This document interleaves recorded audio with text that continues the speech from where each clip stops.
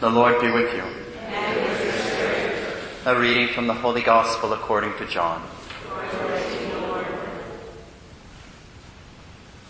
When it was evening, the disciples of Jesus went down to the sea, embarked in a boat, and went across the sea to Capernaum. It had already grown dark, and Jesus had not yet come to them. The sea was stirred up because a strong wind was blowing. When they had rowed about 3 or 4 miles, they saw Jesus walking on the sea and coming near the boat, and they began to be afraid. But he said to them, "It is I. Do not be afraid." They wanted to take him into the boat, but the boat immediately arrived at the shore to which they were heading. The Gospel of the Lord.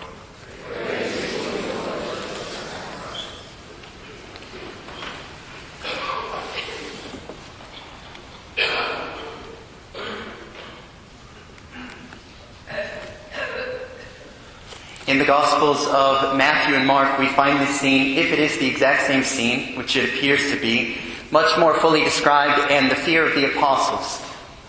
John captures it a little more briefly, but all the essentials are there. It had already grown dark. Jesus was not with them. The sea was stirred. There was a strong wind. They'd been rowing all night. One of the fathers of the church says, "Notice that our Lord did not come at the beginning of the tribulation. He came towards the end of it." He allows them to struggle in the midst of that hardship before arriving. Now you might think, oh my gosh, why wouldn't he come right away? Assure them of his presence, let them know he'll always be there for them. They'll never have to doubt him. But he waits. Because he's forming apostles. Because he's going to send these men out to the ends of the earth. And they need to be courageous. They need to be ready to face anything for love of him and know that he will be there to give them strength. But it will be in the midst of hardships. One of my favorite quotes in one of my favorite spiritual reads by Luis Martinez, an Archbishop of Mexico last century.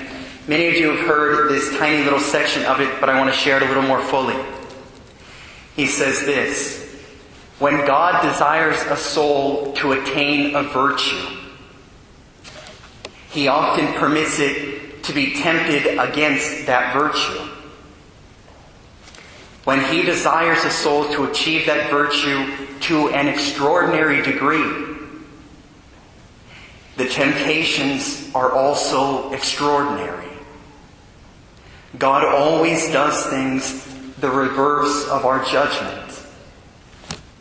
Now you might say, okay, well, gosh, why one more trial, one more sickness, one more hardship, another humiliation? Really, Lord? Luis Martinez's answer is this: God is the great artist of souls, the divine artist. He strikes them to beautify them. In his mind, he has the ideal for which he made every single one of us, as every artist holds the ideal in his or her mind for that which he or she is creating. He says, do you think it's a small thing for an artist to sacrifice his ideal? It is the same with God.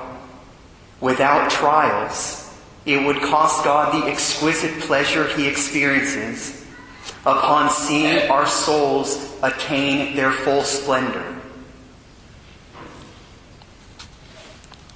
May we give our Lord permission to do with us what he wills, that we might reach the ideal for which we were made.